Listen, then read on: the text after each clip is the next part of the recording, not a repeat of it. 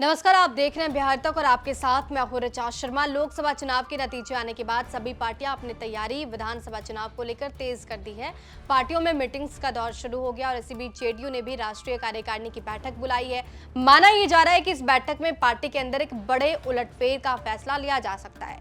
बिहार के सीएम नीतीश कुमार ने दिल्ली में जेडीयू की राष्ट्रीय कार्यकारिणी की बैठक बुलाई। ये बैठक 29 जून को दिल्ली के कॉन्स्टिट्यूशन क्लब ऑफ इंडिया में होने वाली है। इस बैठक में शामिल होने के लिए जेडीयू के तमाम नेताओं को बुलाया गया है। सांसद, विधायक और पार्टी के जो प्रमुख नेता हैं उनको आमंत्रित किया गया है।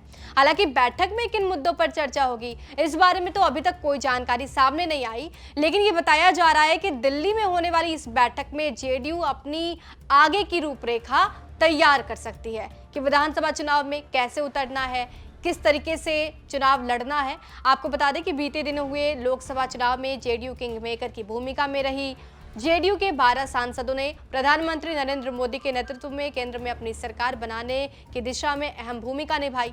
दरअसल इस चुनाव में बीजेपी अकेले दम पर बहुमत लाने में विफल रही है। इधर तो राजनीतिक गलियारों में नीतीश कुमार की राजनीतिक स्थिरता को लेकर भी कई तरह के सवाल उठने लगे, क्योंकि इतिहास गवाह है ना कि उनका राजनीतिक चाल, चरित्र और चेहरा आज तक कोई समझ नहीं पाया। इसलिए ये बातें भी सामने आ रही है। और अब क्योंकि लोकसभा चुनाव के नतीजे आने के बाद ये बैठक हो रही है, ऐसे में ये माना जा रहा है कि जेडीयू इस बैठक में प्रदेश के विभिन्न राजनीतिक कारणों के बारे में विस्तार पूर्वक चर्चा करेगी। अगर कहीं प्रदर्शन बेहतर नहीं रहा तो पार्टी इस बारे में भी पता लगाने की कोशिश करेगी कि आखिर लैग कहाँ हो गया, दिक्कत कहाँ रह गई। अगर कहीं खामी रह गई तो उसे सुधारने की दिशा में जरूर काम किया जाएगा और कुछ फैसले लिए जा सकते हैं। पार्टी बैठक में इस पर विचार करेगी और इसके अलावा कहा यह जा रहा है कि बैठक में जेडीयू को विस्तार देने की दिशा में रूपरेखा भी तैयार की जाएगी। ऐसा दावा किया जा रहा है कि आने वाले दिनों में जेडीयू में कई उलटफेर देखने को मिल सकते हैं।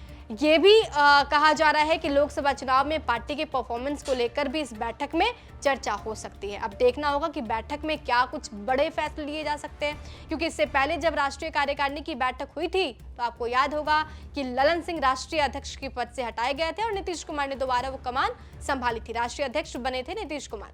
अब इस बार की बैठक में क्या होगा, इस पर सबकी निगाहें जरूर टिकी होगी। बने रहिए हमारे साथ और देखते रहिए बिहार तक।